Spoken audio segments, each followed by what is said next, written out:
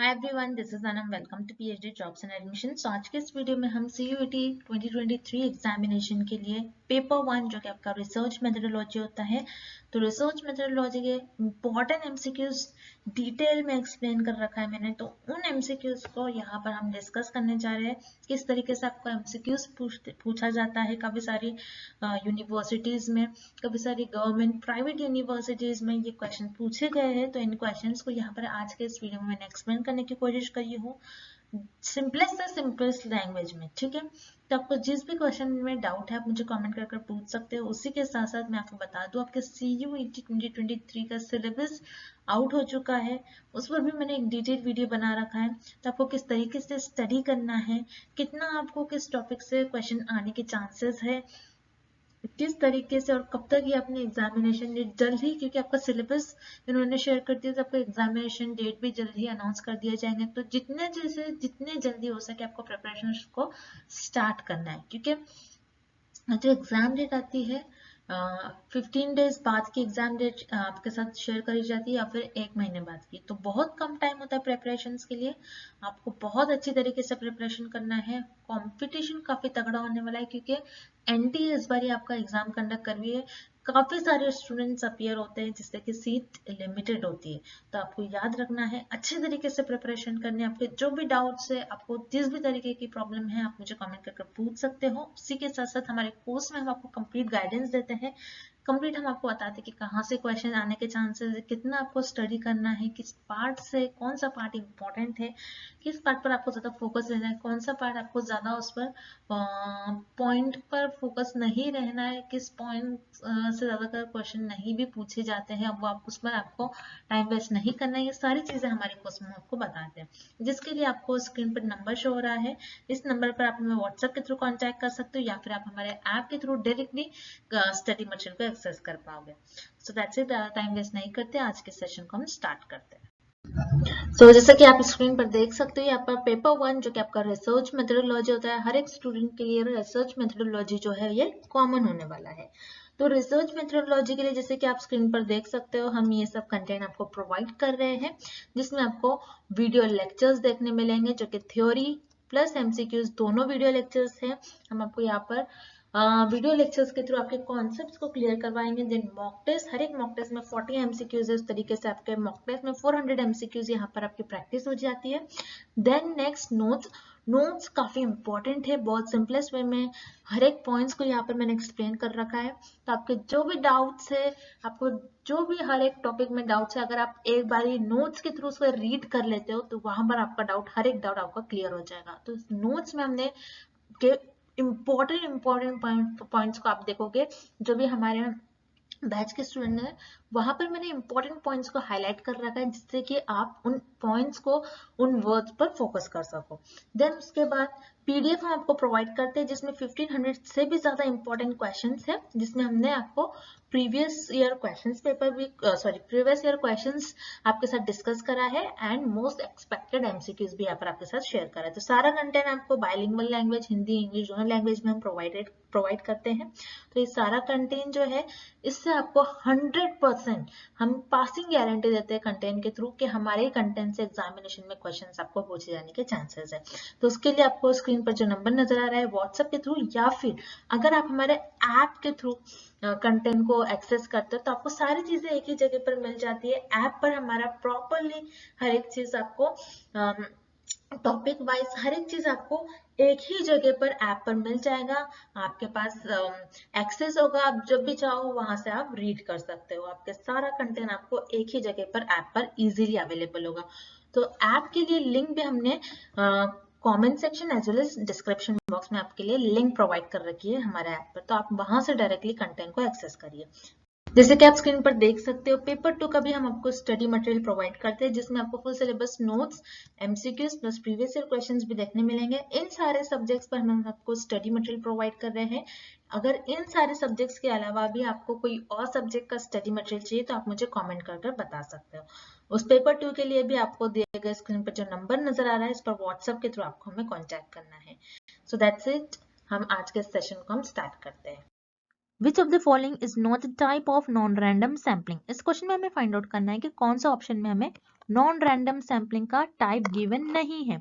अब non random sampling क्या होती है? नॉन रैंडम सैम्पलिंग वो होती है जिसमें आप रैंडमली पॉपुलेशन में से मेंबर्स को सिलेक्ट नहीं करोगे, बल्कि आप आपके कन्वीनियंस, आपके जजमेंट और आपके पर्पस के अकॉर्डिंग पॉपुलेशन में से मेंबर्स को सिलेक्ट कर लोगे। अब convenience sampling, quota sampling, purposive sampling, ये तीनों भी आपके नॉन रैंडम सैम्पलिंग की टाइप होती है। Convenience sampling, quota sampling and purposive में आप क्या करते हैं? आपके पर्पस, आपके कन्वीनियंस, आपको लगता है कि मेरे नजदीक, मुझे दिल्ली में, आप दिल्ली में हो तो आप क्या करोगे? दिल्ली के मेंबर्स को लोगे, आप दूसरी सिटी के मेंबर्स को नहीं लोगे आपके सैंपल्स में, क्योंकि आपके लिए कन्वीनियंस है वहां के लोगों से डेटा कलेक्ट करना। सो आपके कन्वीनियंस के बेसिस पर, उसी तरीके से कोटा और पर्पसिव में भी आप सेम ही करते हैं, आपके पर्पस के अकॉर्डिंग, आपके जजमेंट के बेसिस पर से आपको लगता है कि मुझे इस पर्सन से डेटा मिल सकता है, तो आप उस तरीके से पॉपुलेशन में से मेंबर्स को सिलेक्ट करते हो, तो वो आपके नॉन रैंडम सैम्पलिंग का टाइप हो जाती है। बट आपको यहाँ पर ऑप्शन और दूसरा गिवन नहीं है, तो यहाँ पर आपको ऑप्शन ए, बी एंड सी ये तीनों भी इनकरेक्ट हो जाएंगे। कन्वीनियंस, कोटा और पर्पसिव ये तीनों भी आपके नॉन रैंडम सैम्पलिंग के टाइप होती है। सो दैट्स व्हाई आपका करेक्ट ऑप्शन हो जाएगा option D, none of the above. Next, all of the following are common characteristics of experimental research except. इस क्वेश्चन में हमें फाइंड आउट करना है कि कौन सा ऐसा ऑप्शन है जिसमें हमें एक्सपेरिमेंटल रिसर्च के कैरेक्टरिस्टिक्स नहीं गिवन है, एक्सेप्ट आ रहा है मतलब नहीं गिवन है। सो वन बाय वन हम ऑप्शंस देखते हैं। Option A, it relies primarily on collection of numerical data. Yes, experimental research में प्राइमरीली कौन सा न्यूमेरिकल डेटा ही हम कलेक्ट करते हैं। सो यहाँ पर आपको ऑप्शन ए करेक्ट हो जाएगा, this is the characteristics of experimental research. Then option B, it leads always to cause and effect relationship. Yes, experimental research हम इसीलिए कंडक्ट करते हैं बिकॉज हमको ये देखना होता है कि कॉज एंड इफेक्ट रिलेशनशिप क्या हो रहा है। मेनली एक्सपेरिमेंटल रिसर्च में हम हमारी हाइपोथेसिस को टेस्ट करते हैं, तो हम यही देखते हैं कि कॉज एंड इफेक्ट रिलेशनशिप कैसा हो रहा है बिटवीन द वेरिएबल। तो यहाँ पर आपका ऑप्शन बी भी करेक्ट हो जाएगा। Then option C, it is based on deductive logic. Yes, यहाँ पर आपको ऑप्शन सी भी करेक्ट है अबाउट एक्सपेरिमेंटल रिसर्च, और this is the characteristic of experimental research. Experimental research based होती है आपकी डिडक्टिव लॉजिक पर। डिडक्टिव लॉजिक का मतलब क्या होता है कि आपके पास already theory, already information available होती है, उस थियोरी पर आप हाइपोथेसिस ले डाउन करते हैं। जैसे मैंने आपसे अभी कहा कि हम जो हाइपोथेसिस ले डाउन करते हैं उसी को एक्सपेरिमेंटल रिसर्च में टेस्ट करते हैं। तो हाइपोथेसिस को एनालाइज करते हो, आप ऑब्जर्व करते हो एंड देन उसको टेस्ट करते हो और ये बताते हो वेदर इट इज ट्रू और false.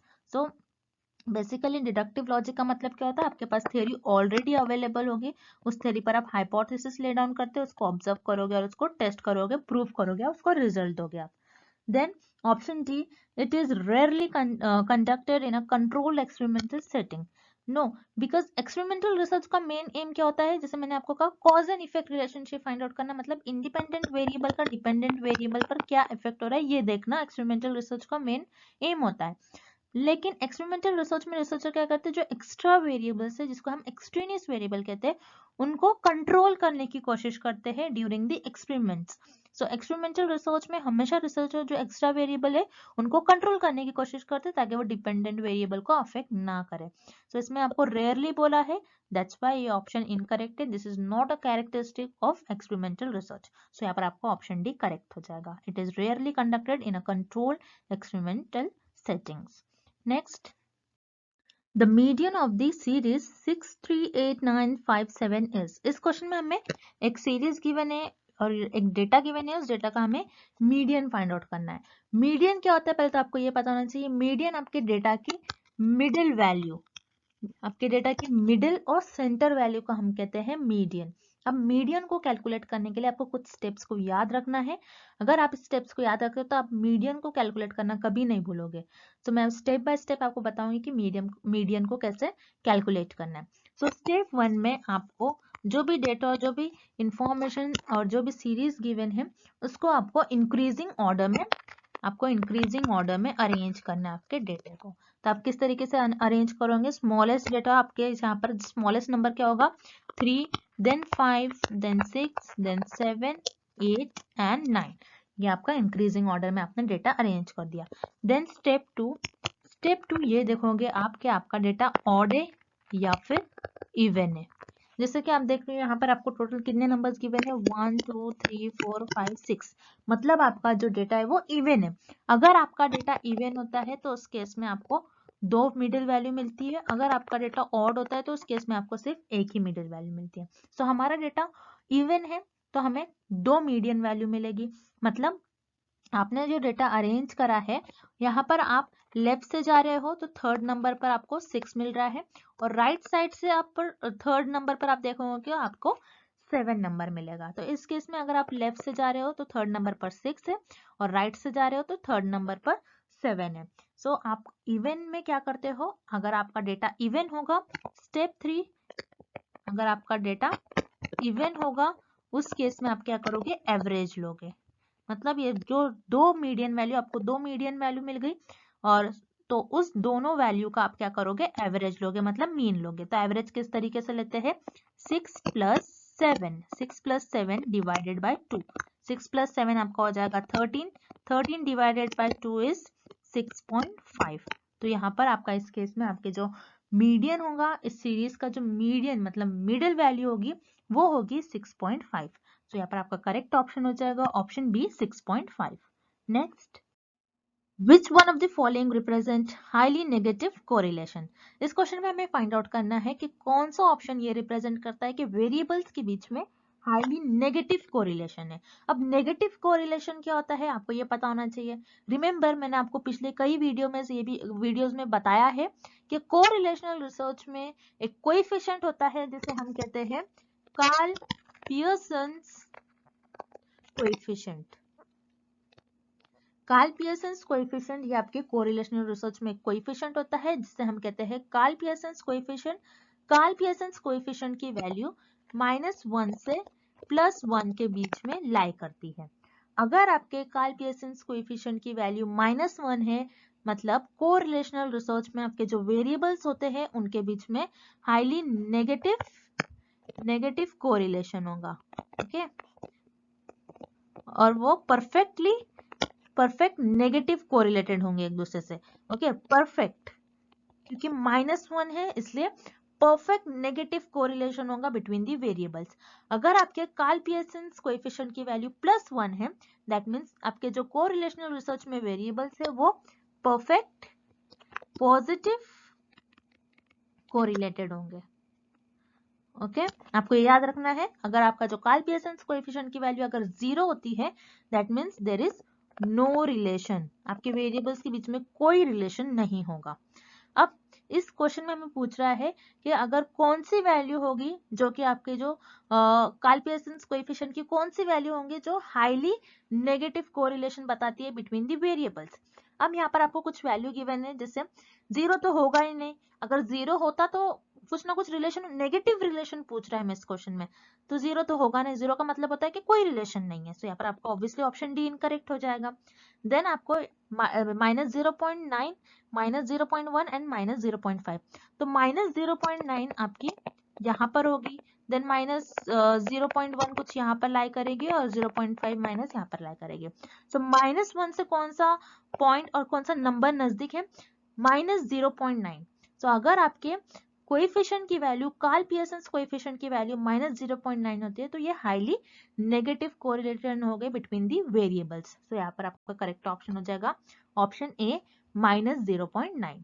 Next, any numerical value calculated from sample data is called। इस क्वेश्चन में हमें फाइंड आउट करना है कि ऐसे न्यूमेरिकल वैल्यू जिसको आप सैंपल के डेटा से कैलकुलेट करते हो, सो उसे हम क्या कहते हैं।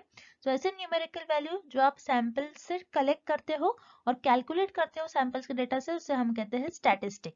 स्टैटिस्टिक क्या होती है, स्टैटिस्टिक में यूजुअली न्यूमेरिकल वैल्यू होती है जो सैंपल्स को डिस्क्राइब करते हैं। जैसे आपने सैंपल का हाइट मेजर किया, वेट मेजर किया, सो उसमें सारी न्यूमेरिकल्स वैल्यू आ रहे, सो इसे हम कहते हैं स्टैटिस्टिक। सो यहाँ पर आपका ऑप्शन बी करेक्ट हो जाएगा, स्टैटिस्टिक। एरर क्या होता है, कोई मिस्टेक, आपके डेटा में कोई मिस्टेक हो उसे हम कहते हैं एरर। सो यहाँ पर कोई मिस्टेक नहीं है, सो यहाँ पर आपका ऑप्शन ए इनकरेक्ट हो जाएगा। देन ऑप्शन सी बायस, यहाँ पर बायस मतलब झुकाव, यहाँ पर कोई झुकाव की बात नहीं हो रही है, सो यहाँ पर आपका ऑप्शन सी इनकरेक्ट हो जाएगा। मीन मतलब एवरेज, यहाँ पर कोई एवरेज की वैल्यू नहीं हो रही है यहाँ पर, बल्कि न्यूमेरिकल वैल्यू ऐसी हो रही है जिसको आप सैंपल्स के डेटा को आप कैलकुलेट करते हो, सो वो होता है आपका स्टैटिस्टिक, ना कि मीन। सो यहाँ पर आपका ऑप्शन डी करेक्ट हो जाएगा, statistic. Next, which of the following is a nominal variable. इस क्वेश्चन में हमें नॉमिनल वेरिएबल के एग्जाम्पल किस ऑप्शन में गिवन है हमें वो फाइंड आउट करना है। अब आपको याद रखना है स्केल ऑफ मेजरमेंट के 4 टाइप्स होते हैं। आपको कुछ इस शॉर्ट फॉर्म से याद रखना है, noir, N for nominal, O for ordinal, I for interval and R for ratio. So nominal scale of measurement क्या होती है, जिसमें आपका जो भी आपके पास डेटा होता है आप उसको उसके कैटेगरीज उसके फीचर के बेसिस पर डिवाइड करते हो और कैटेगराइज करते हो। देन ऑर्डिनल में सेम नॉमिनल की तरह ही आप करते हो, साथ ही साथ आपका जो डेटा होता है उसको आप एक ऑर्डर में अरेंज करते हो, आप रैंक्स देते हो। देन इंटरवल में ऑर्डिनल की आप कैरेक्टरिस्टिक्स फॉलो करते हो और इंटरवल में आपके पास जो भी नंबर होता है उसको जो भी डेटा होता है आप उसको एक इक्वल इंटरवल्स में डिवाइड कर लेते हो। और इंटरवल में आपके जीरो का कुछ ना कुछ मीनिंग नहीं होता है, बिकॉज इंटरवल में आपका जो जीरो होता है वो आर्बिट्री होता है, लेकिन रेशो में आपका जो जीरो होता है उसका कुछ ना कुछ मीनिंग होगा। उसी तरीके से इंटरवल के सारे कैरेक्टरिस्टिक्स आपको रेशो में देखने मिलेंगे। सो ये जो 4th स्केल ऑफ मेजरमेंट है this is very important. Exam में इसी स्केल पर 2 to 3 क्वेश्चंस आते ही है और मैंने अपने लेक्चर सीरीज में इसको बहुत डिटेल में पढ़ाया है। जो मेरे बैच के स्टूडेंट्स हैं उनको बहुत अच्छी तरीके से आ गया होगा, क्योंकि मैंने अपने लेक्चर सीरीज में इसको बताया है बहुत अच्छी तरीके से। सो अब हम चलते हैं क्वेश्चन की तरफ। जैसे हमें इस क्वेश्चन में पूछ रहा है कि नॉमिनल वेरिएबल का एग्जांपल हमें किस ऑप्शन में गिवन है। तो हम वन बाय वन ऑप्शंस देख लेते हैं। ऑप्शन ए, एज। एज क्या है? एज कुछ भी हो सकती है। एज 0 हो सकती है, 1 2 3 कुछ भी हो सकती है। अगर आपकी एज 0 है मान लीजिए, मतलब उस दिन आपकी बर्थ हुई थी, उस दिन आप पैदा हो गए थे, मतलब एज जो है आपका ये रेशो वेरिएबल का एग्जांपल होगा, नॉट नॉमिनल। सो यहाँ पर आपका ऑप्शन ए इनकरेक्ट हो जाएगा। Then option B, monthly income. Monthly income किसी की मंथली इनकम नंबर्स में हो सकती है। सो यहाँ पर हर नंबर पॉसिबल है, लेकिन मंथली इनकम 0 भी हो सकती है। मतलब 0 इनकम में मतलब आप अनएम्प्लॉयड हो, ओके, आप काम नहीं कर रहे हो। सो मंथली इनकम भी आपका रेशो वेरिएबल का एग्जांपल होगी, नॉट नॉमिनल। तो यहाँ पर आपका ऑप्शन बी इनकरेक्ट हो जाएगा। Then option D, grade point average. So किसी का ग्रेड पॉइंट है, किसी के ग्रेड पॉइंट का एवरेज है। सो यहाँ पर आपका जो ग्रेड पॉइंट एवरेज है ये इंटरवल में आ जाएगा। ये इंटरवल की कैरेक्टरिस्टिक्स होंगी, बिकॉज आपके जो ग्रेड पॉइंट का एवरेज है वो 0 नहीं हो सकता है। सो यहाँ पर आपका ये इंटरवल का एग्जांपल होगा, बल्कि नॉट नॉमिनल। सो यहाँ पर आपका ऑप्शन डी भी इनकरेक्ट हो जाएगा। Then option C, religion. So yes, religion आप एक क्या है बोलेंगे हम इसको, एक कि ये फीचर है, कैरेक्टरिस्टिक्स है। हर पर्सन का रिलीजन अलग हो सकता है। सो हम क्या कर सकते हैं, रिलीजन के बेसिस पर पर्सन को डिवाइड कर देंगे। सो यहाँ पर आप उनके कैटेगरीज के, उनके कैरेक्टरिस्टिक्स के बेसिस पर उनको कैटेगराइज कर रहे हैं, उनके फीचर्स के बेसिस पर उनको कैटेगराइज कर सकते हो। सो रिलीजन जो है ये आपके नॉमिनल वेरिएबल का एग्जाम्पल होगी। सो याद रखिए, नॉमिनल और ऑर्डिनल में आपके पास जो डेटा होता है बेसिकली वो ज्यादातर नंबर के फॉर्म में नहीं होता है, लेकिन इंटरवल एंड रेशो में आपका जो डेटा होता है वो नंबर्स के फॉर्म में होता है। तो इसी तरीके से नॉमिनल वेरिएबल का एग्जांपल हो जाएगा option C, religion. Next, variable which can take any fractional value within a specified range of values may be called। इस क्वेश्चन में हमें एक वेरिएबल की डेफिनेशन गिवन है, हमें फाइंड आउट करना है किस वेरिएबल की डेफिनेशन होगी। सो इस डेफिनेशन में हमें बता रहा है कि एक ऐसा वेरिएबल जिसमें fractional value as well as all range, मतलब फ्रैक्शनल वैल्यू क्या होती है, जो डेसिमल में होती है वो सारी वैल्यूज, वो सारा रेंज पॉसिबल हो उस वेरिएबल में। तो उस वेरिएबल को हम क्या कहते हैं, तो याद रखिएगा उस वेरिएबल को हम कहते हैं continuous variable. So continuous and discrete variable, mainly ये 2 टाइप के वेरिएबल होते हैं रिसर्च में। तो डिपेंडेंट वेरिएबल ये तो आपका एक्सपेरिमेंटल रिसर्च का एक पार्ट होता है। ये आपके क्वेश्चन से ये पॉइंट रिलेटेड नहीं है, ये ऑप्शन रिलेटेड नहीं है। उसी तरीके से एट्रीब्यूट क्या होता है, एट्रीब्यूट किसी की क्वालिटीज, किसी की फीचर्स, किसी के कैरेक्टरिस्टिक्स को बताता है। सो यहाँ पर आपका ऑप्शन डी भी ऑब्वियसली इनकरेक्ट हो जाएगा। सो ऑप्शन सी और डी ये तो इनकरेक्ट ही है। सो आपको कंफ्यूजन बस ऑप्शन ई एंड बी में होंगी, जो कि है कंटिन्यूअस एंड डिस्क्रीट वेरिएबल। सो आपको याद रखना है वेरिएबल्स के आपके 2 टाइप्स होते हैं, एक होता है आपका कंटिन्यूअस एंड सेकेंड होता है आपका डिस्क्रीट वेरिएबल। कंटिन्यूअस वेरिएबल क्या होता है, जिसमें सारी वैल्यूज पॉसिबल है, जैसे 1 1.1 1.2 1.3 4 4.2 4.1 4.8 सारी वैल्यूज पॉसिबल हो, तो उसे हम कहते हैं कंटिन्यूअस वेरिएबल है, क्योंकि इसमें फ्रैक्शनल वैल्यू हर एक वैल्यूज पॉसिबल हो सकती है। लेकिन डिस्क्रीट वेरिएबल जैसे नेम में मिलेंगे, जिसमें डिस्क्रीट वैल्यू हो, जैसे 1 2 3 4 5 6, तो यहाँ पर क्या होता है 1 और 2 के बीच में जो सारी वैल्यूज लाई करती है, जैसे 1.1, 1.2, 1.34, 1.5 एंड सो ऑन, सो ये सारी वैल्यूज डिस्क्रीट वेरिएबल में पॉसिबल नहीं हो सकती, ज्यादातर डिस्क्रीट वेरिएबल में फ्रैक्शन वैल्यू पॉसिबल नहीं होती है। सो यहाँ पर आपका ऑप्शन बी भी इनकरेक्ट हो जाएगा। सो क्वेश्चन में हमें पूछ रहा है ऐसा वेरिएबल जिसमें सारी फ्रैक्शनल वैल्यूज पॉसिबल हो सकती है, सो वो वेरिएबल होता है आपका कंटीन्यूअस वेरिएबल। सो यहाँ पर आपका ऑप्शन है करेक्ट हो जाएगा। This is the definition of continuous variable. Next, The correlation between intelligence test scores and grades is expected to be। इस क्वेश्चन में हमें फाइंड आउट करना है कि दो वेरिएबल्स गिवन है, intelligent test score and grades, इन दोनों वेरिएबल्स के बीच में कैसा कोरिलेशन है, वो एक दूसरे से कैसे कोरिलेटेड है, हमें ये फाइंड आउट करना है।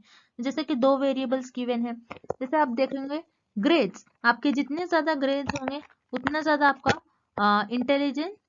आपका इंटेलिजेंस को, आपका जो भी स्कोर्स आएगा, आप क्या बोलोगे, उतना ज्यादा आप इंटेलिजेंट हो, जितना ज्यादा आपका ग्रेड आता है, जितना ज्यादा क्लास में जिस बच्चे का ग्रेड आएगा उतना ज्यादा उसको हम क्या बोलेंगे, वो इंटेलिजेंट है। तो आप देख रहे हो ग्रेड ये एक वेरिएबल है, इंटेलिजेंट टेस्ट स्कोर ये एक दूसरा वेरिएबल है। जितना ज्यादा ग्रेड उतना ज्यादा आपका इंटेलिजेंस लेवल, मतलब यहाँ पर दो वेरिएबल है और दोनों भी वेरिएबल सेम डायरेक्शन में मूव कर रहे हैं। जब भी दो वेरिएबल सेम डायरेक्शन में मूव करे, तो उस केस में हम कहेंगे उनके बीच में, उन दोनों वेरिएबल के बीच में पॉजिटिव कोरिलेशन। जब भी दो वेरिएबल्स अपोजिट डायरेक्शन में मूव करते हैं तो हम कहेंगे वो नेगेटिव कोरिलेशन है। जब भी वेरिएबल्स के बीच में अगर कोई रिलेशन नहीं है तो उसे हम कहते हैं जीरो कोरिलेशन। बट इस केस में आप देख रहे हो आपको दो वेरिएबल गिवन है, ग्रेड एंड इंटेलिजेंट टेस्ट को, दोनों भी वेरिएबल सेम डायरेक्शन में मूव कर रहे हैं, इसलिए इन दोनों वेरिएबल्स के बीच में जो रिलेशन होगा उसे हम कहते हैं पॉजिटिव कोरिलेशन। तो इन दोनों वेरिएबल के बीच में पॉजिटिव कोरिलेशन होगा। सो यहाँ पर आपका ऑप्शन सी करेक्ट हो जाएगा, positive. Next, in which of the following methods of data collection there is possibility of face-to-face interaction between the researcher and respondent। इस क्वेश्चन में हमें फाइंड आउट करना है ऐसा कौन सा डेटा कलेक्शन मेथड है जिसमें ये पॉसिबिलिटी हो कि रिसर्चर एंड रेस्पोंडेंट्स के बीच में फेस टू फेस इंटरेक्शन हो। सो वो कौन सा डेटा कलेक्शन मेथड होगा, हमें ये फाइंड आउट करना है। सो वो आपका होगा क्वेश्चनर एंड स्केड्यूल। क्वेश्चनर क्या होता है, क्वेश्चनर आपका रिटन हो सकता है या फिर ओरल भी हो सकता है। जैसे ओरल होगा मतलब इंटरव्यू, क्वेश्चनर में इंटरव्यू भी कंडक्ट करवाया जाता है समटाइम। इंटरव्यू में क्वेश्चनर में क्या होता है, इंटरव्यू कंडक्ट करवाया जाता है जिसमें रिसर्चर एंड रिस्पोंडेंट्स के बीच में फेस टू फेस इंटरेक्शन होता है। लेकिन क्वेश्चनर में क्या होता है, सारे क्वेश्चन पहले से रिकॉर्डेड होते हैं, पहले से डिसाइडेड होते हैं, बस रिसर्चर वहां पर ऑप्शंस भी होते हैं, बस उनको टिक कर देता है। तो उस तरीके से क्वेश्चनर होता है। इंटरव्यू क्वेश्चनर में इंटरव्यू होता है जिसमें फेस टू फेस इंटरेक्शन होता है रिसर्चर एंड रिस्पोंडेंट के बीच में। उसी तरीके से स्केड्यूल में भी सेम होता है, रिसर्चर एंड रिस्पोंडेंट के बीच में फेस टू फेस इंटरेक्शन होता है। स्केड्यूल में भी जो लिस्ट होती है रिसर्चर के पास में सारे क्वेश्चंस पहले से ही प्लान करते हैं रिसर्चर, प्री प्लान होते हैं सारे क्वेश्चन, लेकिन स्केड्यूल में ब्लैंक स्पेस होती है, उन स्पेस को रिसर्चर फिल करते हैं। क्वेश्चनर में रिसर्चर क्या करते हैं, रिसर्चर के पास क्वेश्चन होते हैं और 4 ऑप्शंस होते हैं, उनको सिर्फ रिसर्चर टिक करते हैं। लेकिन स्केड्यूल में रिसर्चर के पास ब्लैंक स्पेस होती है, उस ब्लैंक स्पेस में रिसर्चर रिस्पोंडेंट्स के रिस्पॉन्स फिल करते हैं। तो यही डिफरेंस होता है क्वेश्चनर एंड स्केड्यूल में। क्वेश्चनर एंड स्केड्यूल ये दोनों भी मेथड में इंटरव्यू होता है, इंटरव्यू के थ्रू रिसर्चर एंड रिस्पोंडेंट्स ये दोनों का फेस टू फेस इंटरेक्शन होता है जिसमें रिसर्चर डेटा को कलेक्ट करते हैं। तो यहाँ पर आपका ऑप्शन ए बी दोनों करेक्ट है। Then option C non participant observation. So non participant जैसे नेम में मीनिंग है, मतलब रिसर्चर यहाँ पर पार्टिसिपेंट नहीं करते, बस दूर से चीजों को ऑब्जर्व करते हैं। तो नॉन पार्टिसिपेंट ऑब्जर्वेशन में रिसर्चर रिस्पोंडेंट्स को दूर से ऑब्जर्व करते हैं। तो नॉन पार्टिसिपेंट ऑब्जर्वेशन में रिसर्चर एंड रिस्पोंडेंट्स के बीच में कोई फेस टू फेस इंटरेक्शन नहीं होता है। सो यहाँ पर आपका ऑप्शन सी इनकरेक्ट हो जाएगा। So here correct option is option D, both A and B questionnaire and schedule में रिसर्चर एंड रिस्पोंडेंट के बीच में फेस टू फेस इंटरेक्शन होता है। सो यहाँ पर आपका ऑप्शन डी करेक्ट हो जाएगा। Next, An essential criteria of scientific study is, इस क्वेश्चन में हमें फाइंड आउट करना है कि साइंटिफिक स्टडी का एक इंपॉर्टेंट क्राइटेरिया क्या होता है। एसेंशियल मतलब इंपॉर्टेंस, आप किस चीज को ज्यादा इंपॉर्टेंस देते हो साइंटिफिक स्टडी में। तो याद रखिए इस क्वेश्चन का करेक्ट ऑप्शन हो जाएगा ऑब्जेक्टिविटी। साइंटिफिक स्टडी क्या होता है पहले तो आपको ये पता होना चाहिए। साइंटिफिक स्टडी मतलब जैसे आप कोई चीजों को ऑब्जर्व करें, एनालिसिस करें, आपका ऑब्जर्वेशन आपके एनालिसिस कुछ ना कुछ लॉजिक होना चाहिए। आप किसी भी वैसे किसी और चीज को आपने ऑब्जर्व, कुछ भी तरीके से आपने ऑब्जर्व कर लिया और आपको कोई रिजल्ट आ रहा है तो वो सही स्टडी नहीं होंगी, आपको साइंटिफिक वे से उसको ऑब्जर्व के एनालिसिस में कुछ ना कुछ रीजन होना चाहिए, उसका लॉजिक होना चाहिए। आप अगर कोई हाइपोथेसिस ले डाउन कर रहे हो तो उसके पीछे आपका जो भी उस हाइपोथेसिस का आपका जो भी ऑब्जर्वेशन होता है, आप जो भी तरीके से एनालिसिस करते हो, आपका ऑब्जर्वेशन, आप किस तरीके से चीजों को ऑब्जर्व कर रहे हो, तो उसके पीछे कुछ ना कुछ लॉजिक और रीजन होना चाहिए, तो उसी को हम कहते हैं साइंटिफिक स्टडी।